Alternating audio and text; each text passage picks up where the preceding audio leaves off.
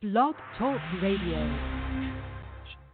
Welcome to Voices for Change 2.0, the only podcast that focuses on mental health while mixing in movies, music, books, sports, and pop culture. Here are your hosts, Rebecca and Joe Lombardo. Hey, Dr. Zasio. Hey, good morning, and welcome to Voices for Change 2.0. It's just me right now. Joe is on the phone with our esteemed guest. She's having a little bit of difficulties with the blog talk format, but we will get with her as soon as possible. So you just have the pleasure of my company for just a few moments. Just to give you a little bit of an update on personal stuff, my petition actually hit over 100 signatures and is well on the way into 200 signatures. You can find it on www.voices-for-change.net. And the petition asks that students be required to take a mental health awareness course. And I really hope that I can get this moving because I think it's an important thing. I think, I'm talking about everything from autism to Asperger's to ADD to bipolar disorder, Down syndrome, Tourette's, the whole spectrum. I want kids to learn about all of it. So hopefully we can get this moving. Again, visit our website, or you can also visit www.rebeccalombardo.com. Just a moment. Let me get the update here. How are we doing, honey? Scott is going to call her now to hopefully get her connected in. Okay. All right. Have her in a Hello. few minutes. Good morning, Dr. Zasio. Good morning. How are you? Oh, we're doing okay. I'm so sorry for all the problems. Hey there. Oh, it's no trouble. I just wasn't sure what to do. Fortunately, I had your phone number. Thank God. Yeah, thankfully for that. We really, really appreciate you being here with us this morning. I know that you're in California, and it's very early for you, so we just want to say thank you very much for being here. Yes, absolutely. No problem. Thank you for taking the time. Of course. So I'm just going to go over my introduction for you briefly so the guests know who we are with today. Mm-hmm. We are extremely excited to be chatting with this fantastic guest. Over the last few years, I've developed an immense amount of respect for her. Most people are familiar with Dr. Robin Zasio from the TV show Hoarders, but she also has her own private practice where she helps many people with OCD and anxiety. We're honored to have her on the show today. And good morning. Good morning. Thanks for being on the show with us, Doc. My wife has watched you for years and years and speaks highly of you. I catch the show here and there. I have a hard time with some of the people. Well, it's not so the much people. the people. It's Well, Joe will often come home at dinner time. And I'll be watching an episode, and I'm sure you'll agree that some of the episodes are difficult to watch at dinner time.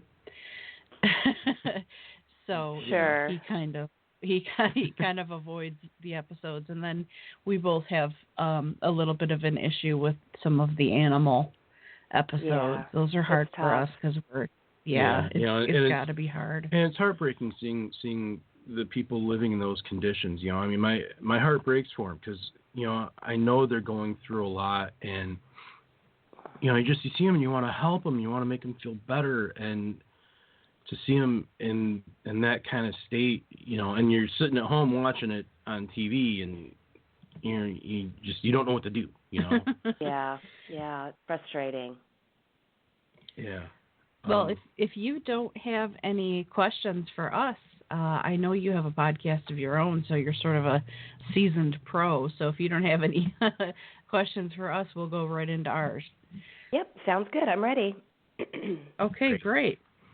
So obviously you're well known for the show Hoarders, but your private practices in California, would you like to talk a little bit about your practice and your specialties? Of course. Are we rolling now?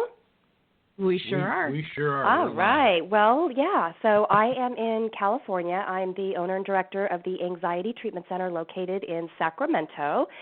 And we help people overcome anxiety disorders. Most of the people that come our way are pretty debilitated. Anxiety disorders represent the largest mental health population in the United States, and at the same time, they are the most underrepresented in terms of treatment and care that they receive. And we don't really know why this is.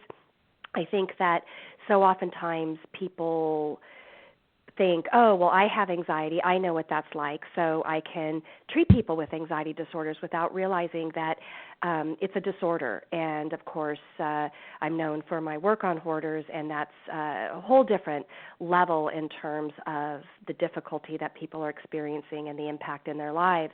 But it's really a very, very trained, focused treatment in order to help people reclaim their lives. So we have intensive outpatient where people will come for several hours per day, anywhere from 3 to 5 days per week, and then also have a private practice in which people for less severe symptoms can come for treatment to get, just weekly sessions to kind of help them along. Right. I've often said to Joe when watching Hoarders, God, I wish I could find a doctor like you or any of the other doctors on the show, because I personally, aside from bipolar disorder, I also have social anxiety and agoraphobia. And I don't know how much you know about my past, but I was diagnosed at 19, had a recent suicide attempt actually in 2013. So all of those things combined, I've often said, I wish I could find a doctor that is so amazing with people as the doctors on the show, because it's, how do I even say it? It's like you don't want to give up, and you're treating the person, and you treat them with such respect, regardless of their station in life or how bad the condition is, or even how they treat you at times. You're still so respectful to them. And I would imagine that you have an amazing practice, an amazing number of people that visit your private practice just because of that. I mean, you have a way with people, and I've always admired that about you. Well, thank you. That's very, very kind. And I think the thing to remember is that the people that you're seeing on TV are really suffering, and they're scared.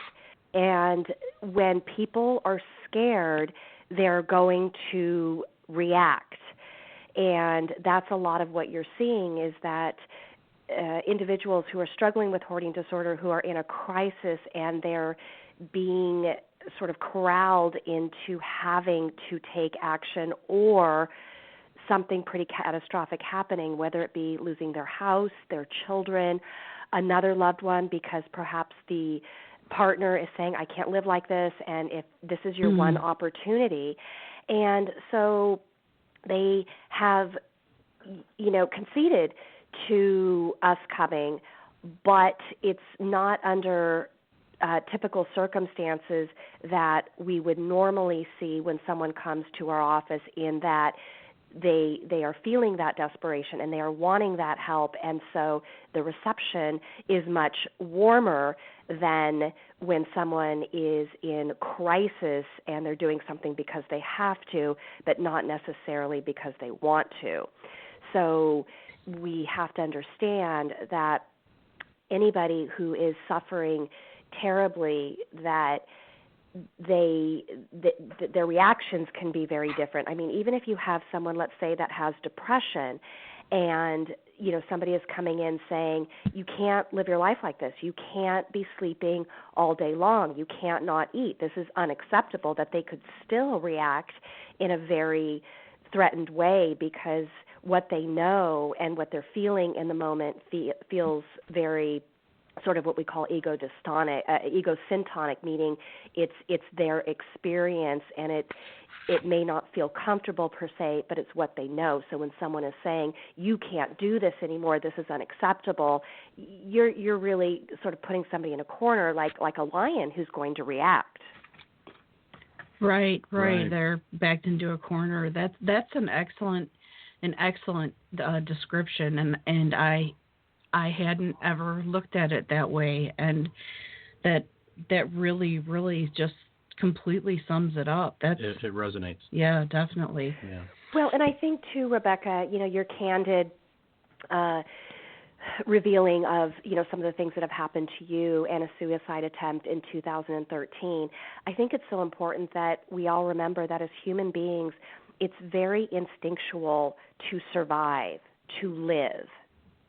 And if you imagine, and this may sound like a silly example, but if you imagine you had never seen water before and you were thrown into a pool, you wouldn't just sink down to the bottom and look around and say, wow, what's going on? Instinctually, you would swim to the top, right? Right. So when you talk life, about being in a place where you wanted to die, that's not human instinct, which really speaks to the level of despair that you were in, and that's the disorder. The disorder caused you to feel something that is not humanly instinctual. Does that make sense? Absolutely. Yes, yeah. absolutely, so 100%. But it was your experience, and it was real, and it was a place in which you felt that there was no out, and so you reacted to that.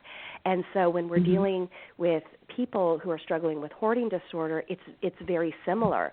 So when people are looking, saying, how could they or how could you? Well, that's the disorder. And so it makes sense if you understand the disorder, how they could be living in some of those circumstances, because that's their real experience. Absolutely. Yeah. Hey, Dr. Zasio, you're kind of leading into my question here. Most mental illness is weighed down by a stigma of some type. Often people will use OCD as a punchline of a joke. Can you help people, our listeners, understand how debilitating it can actually be? Absolutely. So, we have in our lobby several flyers, one which is titled I'm So, with lots of O's, OCD. And then it goes down to really help destigmatize OCD, because I think that OCD is a very glorified, if you will, way of, or a more acceptable, if you will, anxiety disorder, because oftentimes it's categorized by people that are very perfectionistic. They like order, symmetry, things done in a certain way, and so that seems very much more acceptable than some of the other anxiety disorders, if you will, or symptoms. And I say that because I don't mean that as it being acceptable or not acceptable. Again, it just is. But I think that people oftentimes want to connect with somebody else. And so if you're saying, I just cannot stand touching my shoes, I've got to wash my hands afterwards, and that's part of my OCD, someone else says, oh, I'm the same way, I'm so OCD myself, without realizing that, no, you just don't want to touch your shoes without washing your hands afterwards. It doesn't have to be OCD. And OCD is an incredibly disabling condition that robs people of their lives. I have seen people whose hands are completely bloodied because of hand washing for hours at a time that have caused dryness and cracking. That's very, very serious. I've seen people who are terrified to eat something because they're afraid it could cause them to be ill and contaminated, and they have a feeding tube.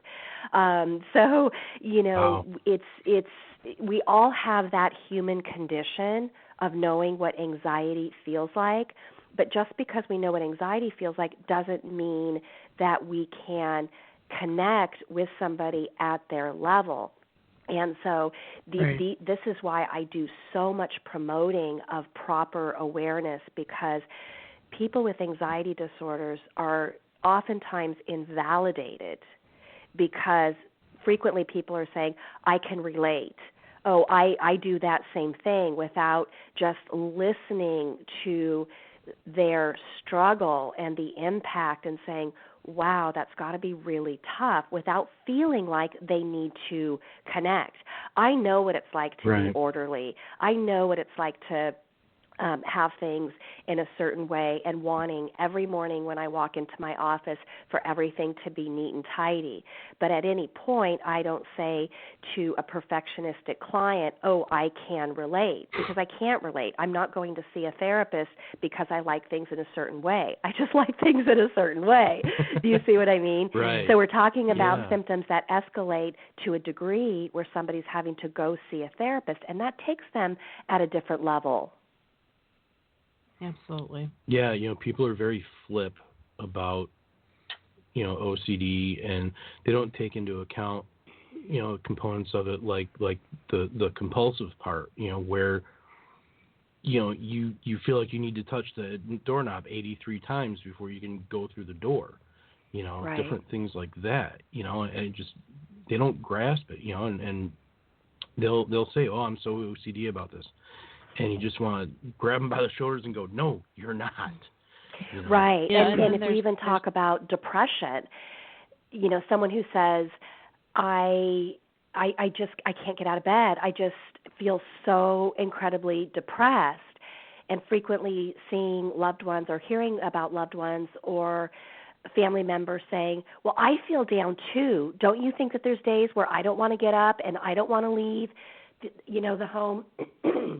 But I do, but I do. And, you just need to get up. You just need to do it, without realizing that depression is something greater than just feeling sad or blue or not feeling like you want to get up. Exactly. And I've often looked at self-harm as an obsessive-compulsive disorder, which is something that I've, struggled with for a better part of 20 years. So I know exactly what that feels like. And I look at that as, I don't know if everyone that experiences it the same way as I did. But when I was, I have 3 years and it's 8 or 9 months, I think, clean now. Yeah. But when I was in the midst of that, it was a constant, it's running through my mind over and over and over again. I would get images of what it would look like when it was done, and just things like that. I had songs I would play. I had certain instruments, I guess you could say, the whole thing, and it was a well thought out process, and it was thought out again and again and again and again, and I obsessed over it. And it wasn't until this last incident in 2013 that I finally stopped.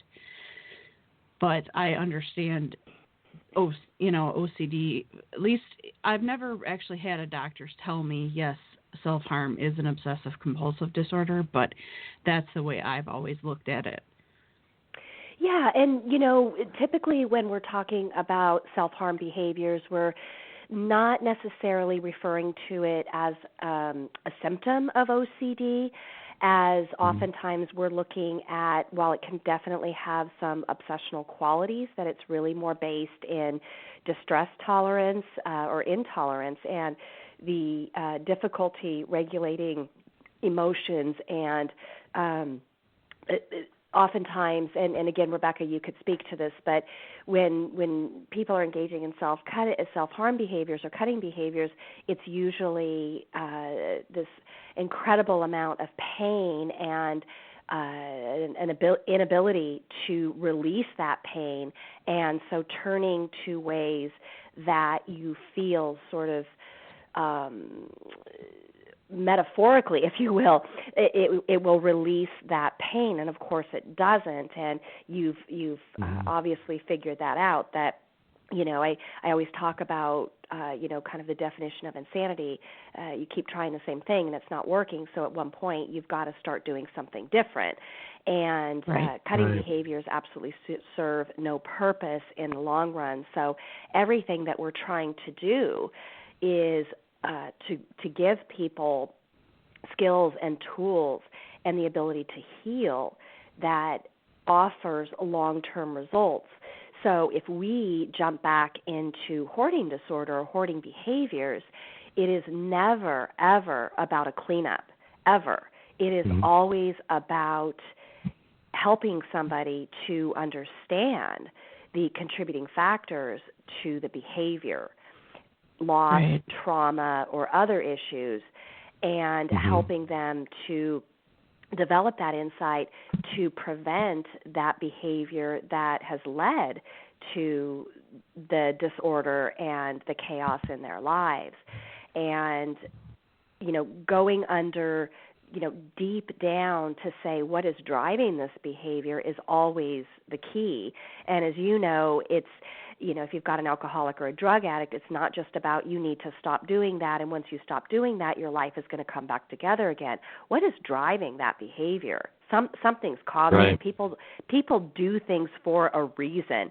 And it's so interesting because when we go back to OCD behaviors, people will say when they come into my office, I'm afraid of doorknobs, or I'm afraid of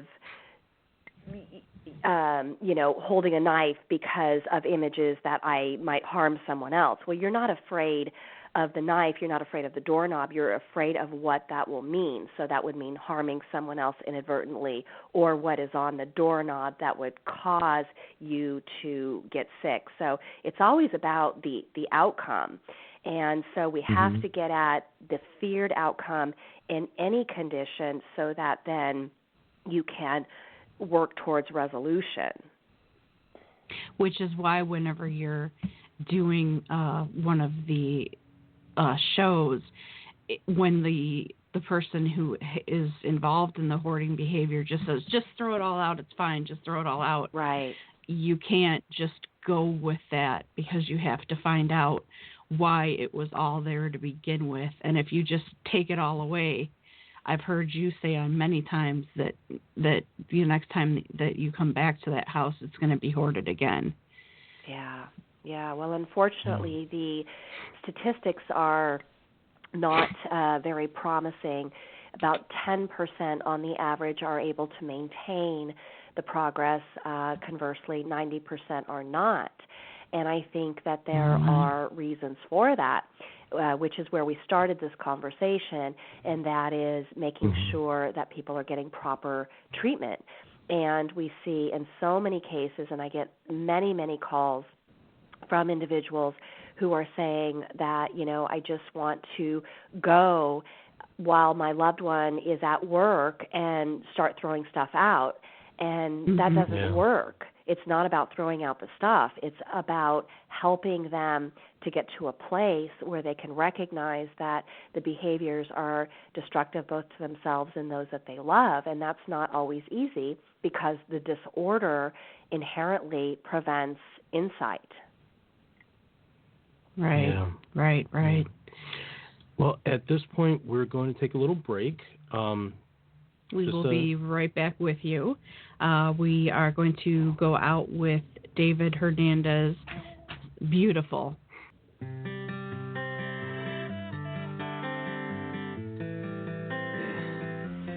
Stars are in the sky and they're starting to align. I see you passing by and we're slowing down the time. Now my love is flashing by. All I see is flashing lights, 'cause you're right here by my side. Can you feel it come alive? If this were a love song, would you be mine? 'Cause I just can't get you off of my mind, and I think about you all day and night. So I wrote you a love song, wrote you a love song. Baby, you're beautiful. I think you're beautiful. So damn incredible, so unforgettable. Yeah, I think you're beautiful. Baby, you're beautiful. I think you're beautiful. So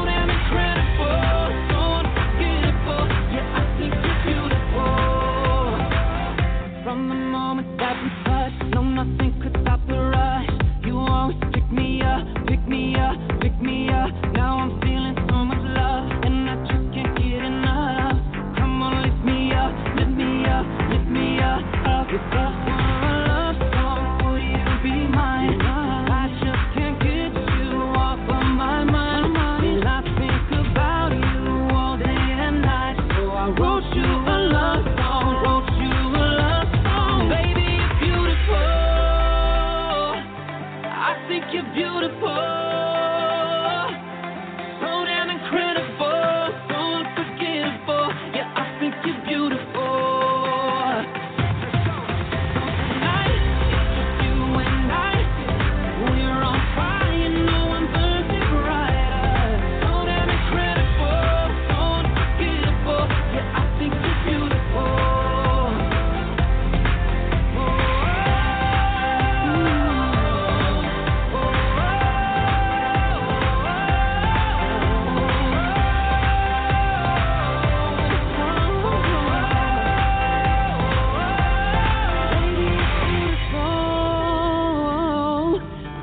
You're beautiful, so damn incredible, so unforgettable. Yes, I think you're beautiful. Oh, tonight it's just you and I. We're on fire, you know I'm burning bright. So damn incredible, so unforgettable. Yeah, I think you're beautiful.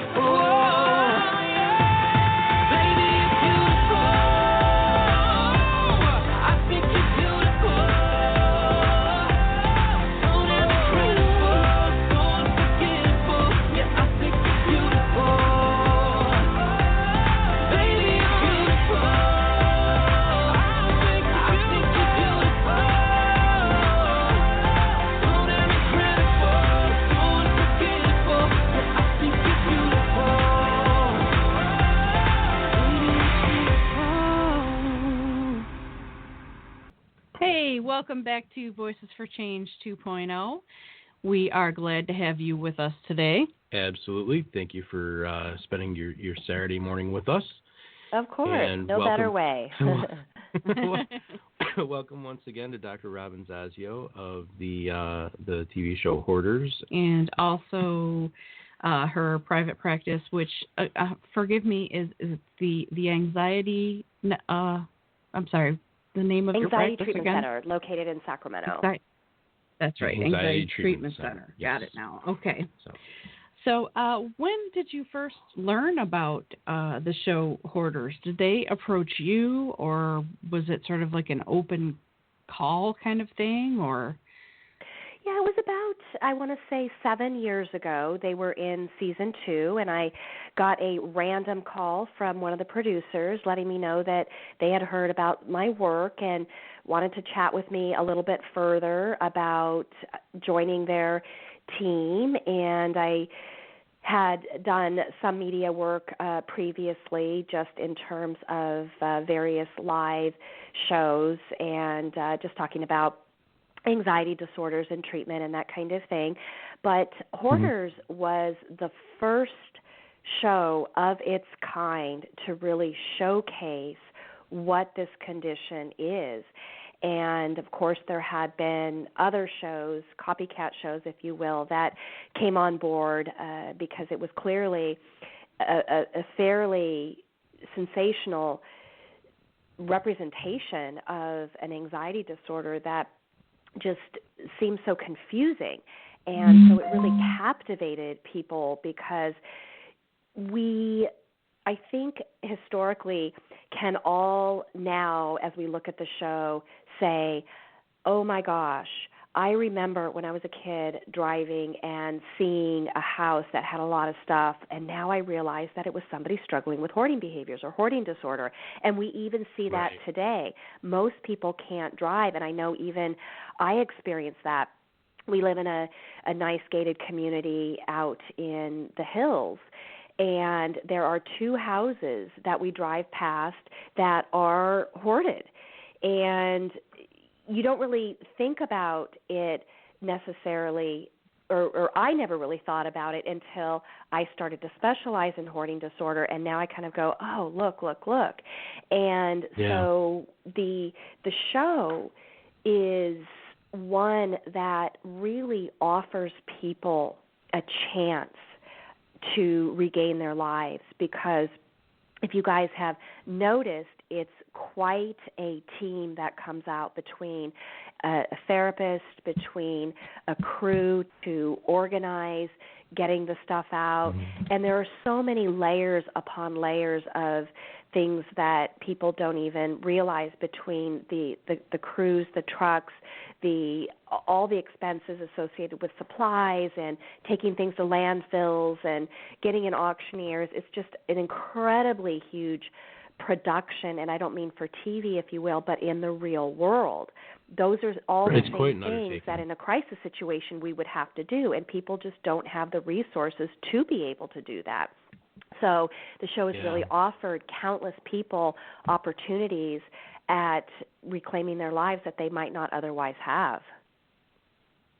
Yeah, it's quite an undertaking. You know, you're watching the show and you see a fleet of trucks come pulling up and all these people come pouring out, and you're like, wow. Yeah, it's so funny because over the years I've sort of I've spoken with both Matt and Corey on Twitter a few times, and Corey on Facebook, and it's so funny. I had gotten to the point where, you know, when the trucks came, if they hadn't introduced who was coming yet, I'd say, "Oh, Matt, it's Matt. Matt's coming," or you know, or you know, the truck. Oh, it's going to be Corey, and you know, it was just so funny because it was either the I don't know if I should mention the company, but it was the one junk company, or it was either of those two. And it when you got down to measuring out the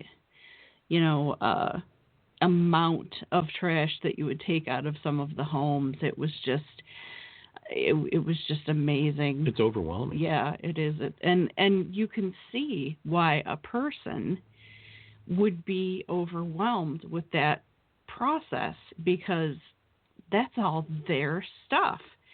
And to them, that stuff was important. And if you're, shipping out 10 dumpsters full of their stuff, you can see where the overwhelming nature would be. And, sometimes as a viewer, and I know I've experienced this myself, you watch it and they don't seem to be grateful at the time. And your explanation earlier really helps me with that. But they don't seem to be grateful at the time. And as a viewer, sometimes you can get very aggravated because you're thinking, these people are here to help you. Why aren't you taking the help? Or why are you being rude about the help? And like I said, your explanation earlier was very, very, very enlightening. But I never really focused on this is all of, 10 dumpsters full of their stuff that they've just now had to say goodbye to. And like you said, they're backed into a corner. They have no choice. Mm-hmm. Well, I think there's a couple things to keep in mind. I mean, the first thing is the show typically features two people. So in a 60-minute episode, when you add in commercials, each person is featured in 22 minutes. So for two people, it's 44 minutes plus the remaining 16 is commercials. So in 22 minutes, you are seeing 5 days of footage that has been condensed. So approximately 80 hours of footage in 22 minutes. So you're not really seeing everything. You're just getting the features that of an experience of 5 days of work, and they're trying to capture it. And I always wish that we could show more, but it's impossible because there's so many people that we want to help. The other thing to remember is if you imagine your home right now, and you're in the room that you're in, and there is 3 people in your bedroom, there's 3 people in your kitchen, and there's 3 people in your living room. And they are loading up items that they think are not useful. And as you peek out the room that you're in, you're seeing people going past with bags of stuff. Would you not wonder what is in those bags. Right. Absolutely, right. yeah. Mm-hmm. So you're what the person's dealing with is people are bagging up their stuff and they don't know what's in it. And so when you see someone going, wait, what's in that bag? Well, that's understandable because someone else has made a decision about what they think is important or not important. Right. Right. I know. I think anybody would have a problem with that when you look at it from that point of view. It's like, wait, but that's mine. Where are you going with Where'd you mine? get that from? We as viewers don't see it that way. We see it as, well, that's just a bunch of garbage, and they need to get that cleared out and thrown out. But to the person that you're trying to help, that's their life.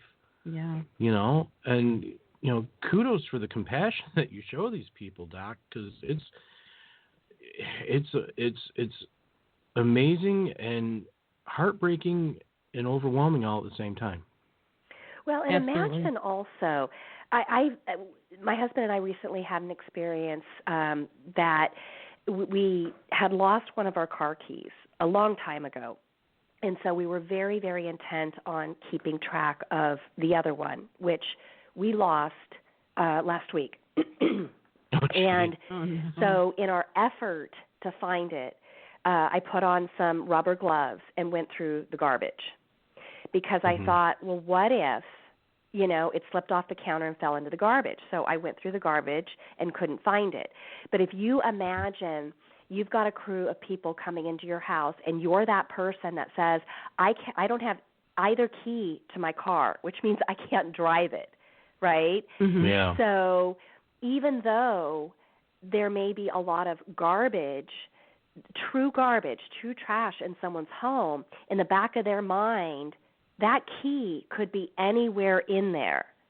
And so when you see them sifting through something, it's because I need to find my car key, And I'm just an example of one person whose house is very orderly, but I sifted through the garbage just in case. And so, that sheer terror of I don't want my car key to be thrown out, I need to go through this is a very similar experience. They could have lost their wedding ring or something else, and to just see somebody shoveling up their stuff, literally, and putting it in a bag, they're thinking my car key or my wedding ring or my passport or some other very, very valuable thing could be in there, and I've just resolved myself that I just need to go buy a new car key, but it's going to be $200. And it's worth sifting through everything to see if I could, find that car key. Mm-hmm. Absolutely. Definitely. Yeah, it must be so rewarding when you've had a successful outcome, but so heartbreaking when you don't. Do you practice self-care to make sure it doesn't become too overwhelming for you? It's very, very important because this is what my career is. It's working with people that are really struggling with their anxiety. And like we talked about, when the inside is poor and they're doing something because they have to, but not necessarily because they want to, and they're pushing back. And I have that ability to foresee what's going to happen if they don't accept the help. It's very difficult. And so we have to make sure that we, as therapists, take care of ourselves so that we can be there for not only other patients, but also for our loved ones, and that we don't end up sort of taking that dive ourselves because we're getting overly personal with our work. It's so important that I think for any person that you can separate yourself from your work and let that be, because there are so many other components to our life that, oftentimes people are not what we call mindful of the different aspects of our life, that the values that are important to us get wiped away because of different aspects of our life that overwhelm us or bleed in. So if you look at sort of your life as being a pie, that pie diagram where you sort of say, what represents, what part of my life represents work? Well, if you look at the amount of work in your life, if you are working full time, you get up in the morning. By the time you have breakfast, get ready, drive to work, assuming that you're working an 8-hour shift plus an hour lunch, that's 9 hours alone. Just 8 hours plus 1 hour is 9 hours. Plus, let's just give minimally, probably an hour and a half for each person. And for some people, it's going to be closer to 2 hours, pre-work, post-work. So 9 plus 4, there's 13 hours of your day that just goes to work, right? Mm-hmm. Now, you add in the next greatest part of your day-to-day, which is sleep. So if you figure conservatively 7 hours, there's 20 hours taken out of your 24-hour day. That leaves you 4 hours. You've got relationships, you've got animals, you've got errands to run, you've got your house to keep in order. So the reality is the smallest portion of your life is actually for everything outside of sleep and work. And so it's so important that any one of us really take care of ourselves so that we can be present in that smallest piece of our life that's left over, so that we're present and we're mindful and we're involved in that. Because if you're not, then you don't want to be one of those ones where when you retire, you look back and you say, well, I had a great career, but now I feel like I'm too tired to kind of reap the rewards. My knees are breaking down and I'm tired every day.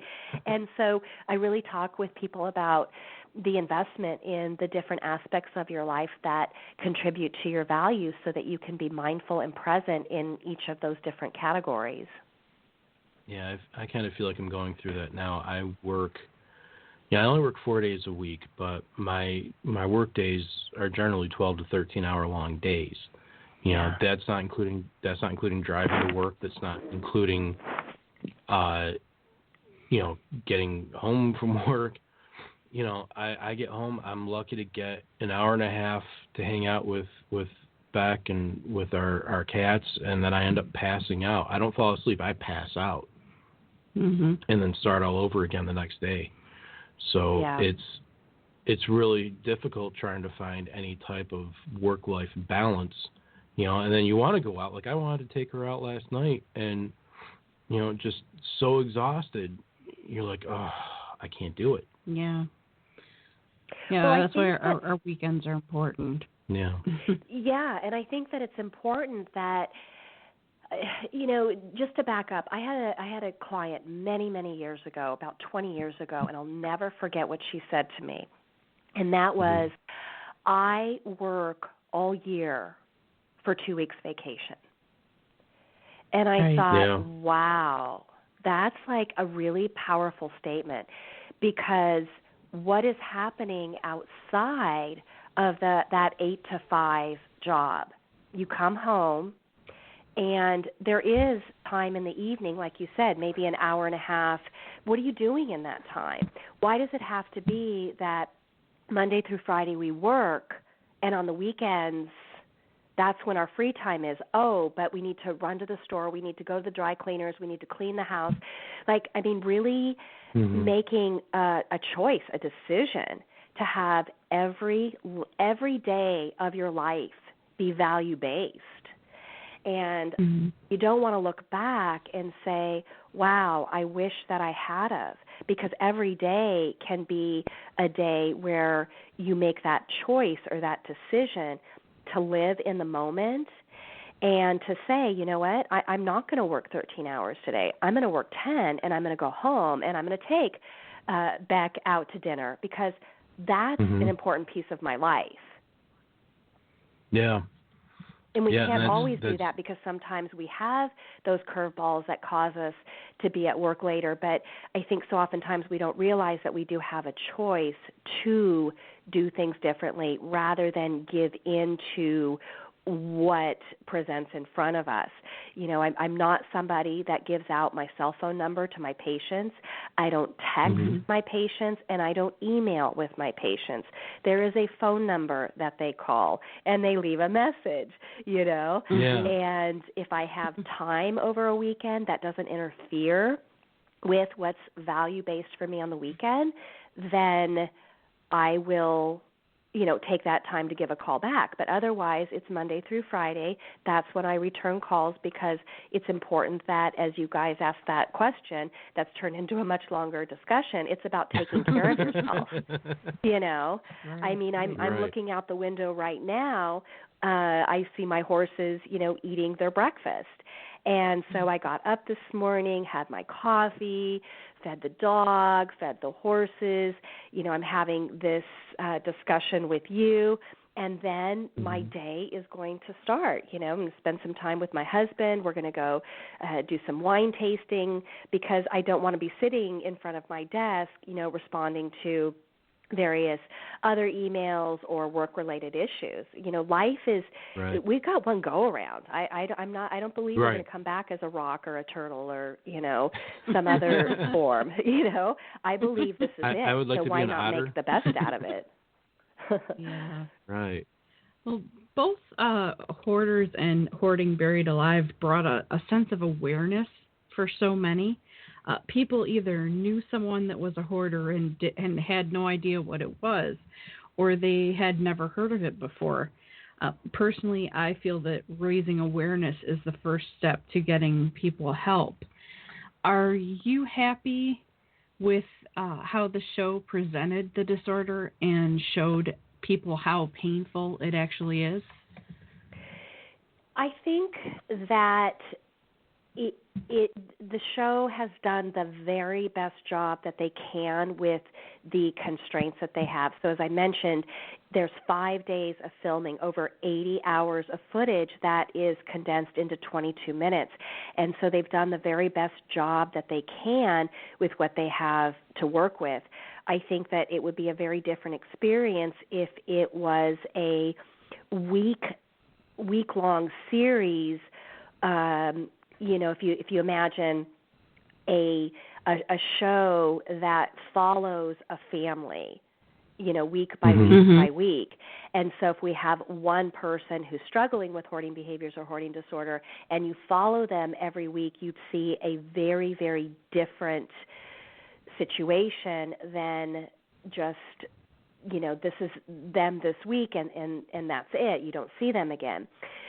So they've brought a disorder to life. They've brought awareness. There are so many more people across the world, because it is a show that is featured all over the world, and it's really opened people's eyes to say, oh my gosh, that's me. Oh my gosh, there's help.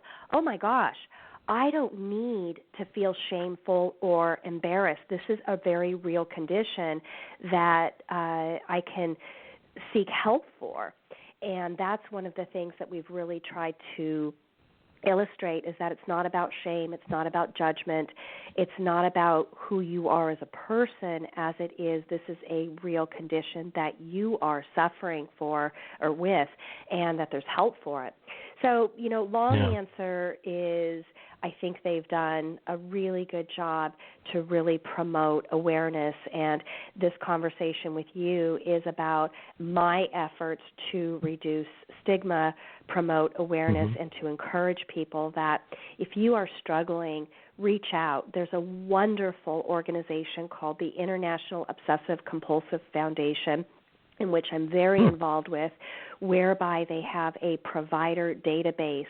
It's IOCDF, like Frank.org, IOCDF.org. And you can go to their provider database and put in your location and zip code to see if there might be someone in your area that could help. There's also many task forces that are forming to help people who might not otherwise have access to resources. And if somebody's struggling with either hoarding disorder or an anxiety disorder, I would really encourage you to access that website to see if there's somebody in your area. And certainly people can always feel free to contact me at the Anxiety Treatment Center, and that number is 916-366-0647, and go to our website as well, which is anxietytreatmentexperts.com. I'm glad you gave all that information out, because we were going to ask you for that at the end of the show anyway. So. Yeah. Sure. Hey, Dr. Zasio, what do you want people to understand the most about hoarding disorder?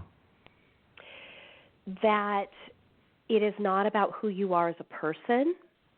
Like any other mental health condition, it has different factors that contribute, and that it's important to uncover those factors, whether it be trauma, abuse, the reality of sort of what we call nature versus nurture. The nature part is the chemical aspects, the heredity that's contributing to the behaviors, the difficulty with resisting the acquisition of items, the difficulty with letting go.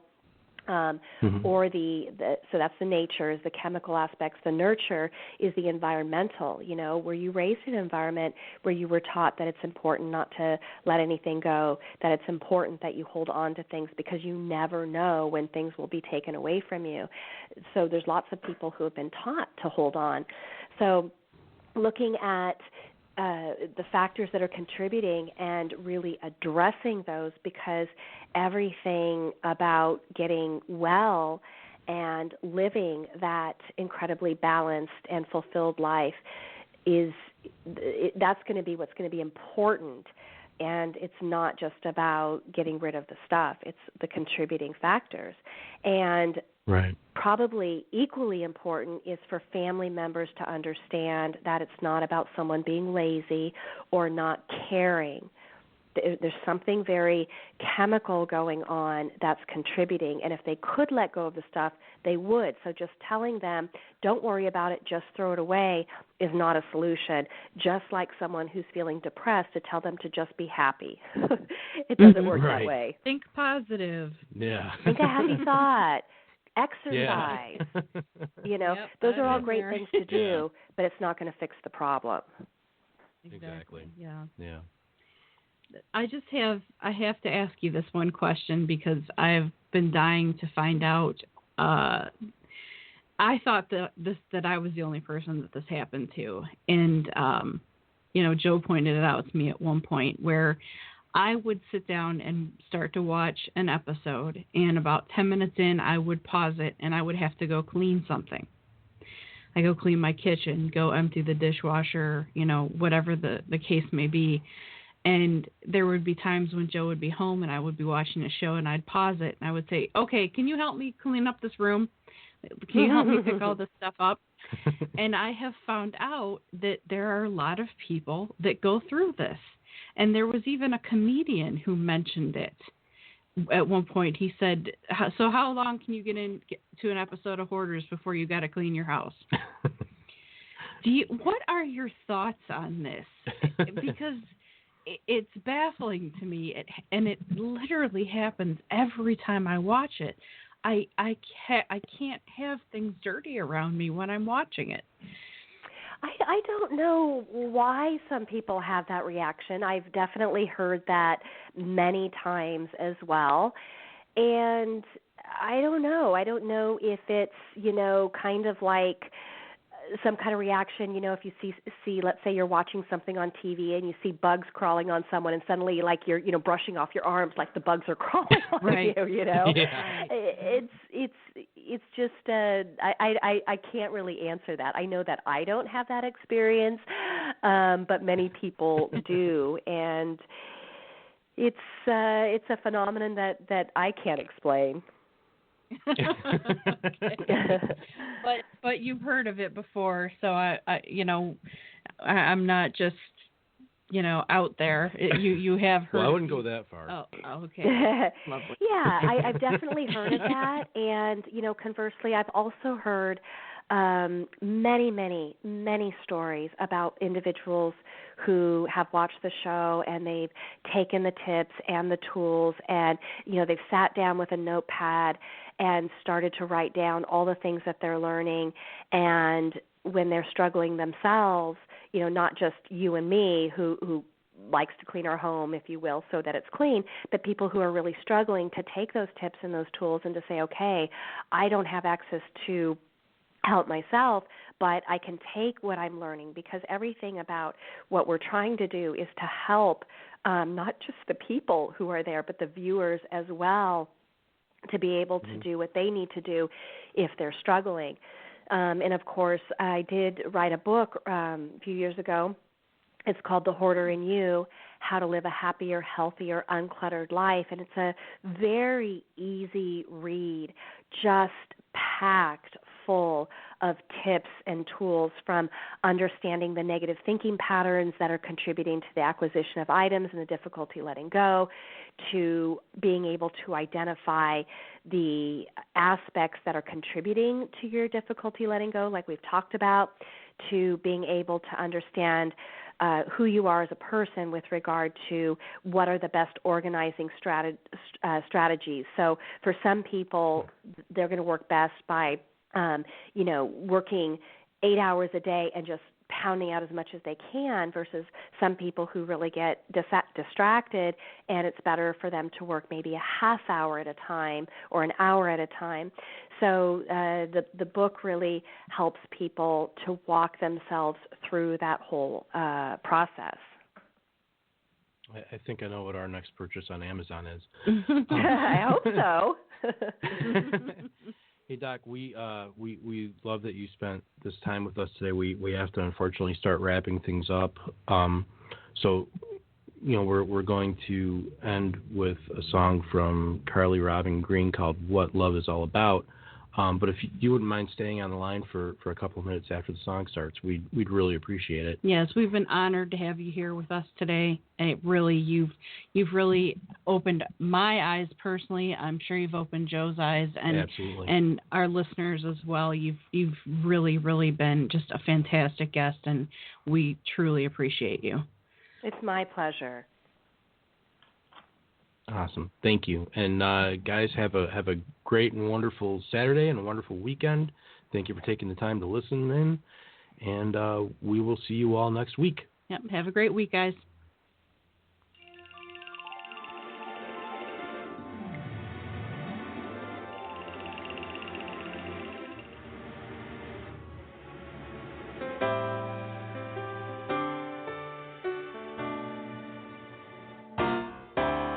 I've heard 10,000 love songs on the radio, played a famous love scene in my head,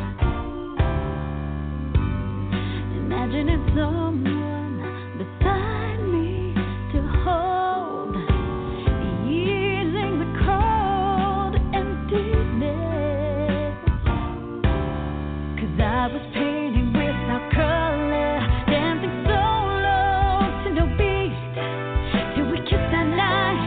I came alive. Well, you could be the one I've waited for to finally show me what love's all about. That mystery I've lived without. You give me a rush that I've never felt. Show me what love is all about.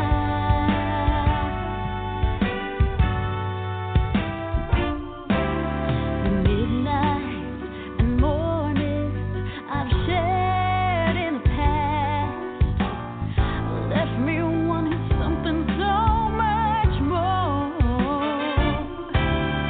Now, looking in your eyes, my heart beats so fast. I know you've been worth waiting for. 'Cause something happens when you touch me, when you're whispering my name. Every breath I take, dreaming and awake, I think you are the one I've waited for to finally show me what love's all about. That mystery I've lived without. You give me a rush that I've never felt. Baby, I'm ready now, so it's time I find out just what love is all about. Caught me by surprise, but I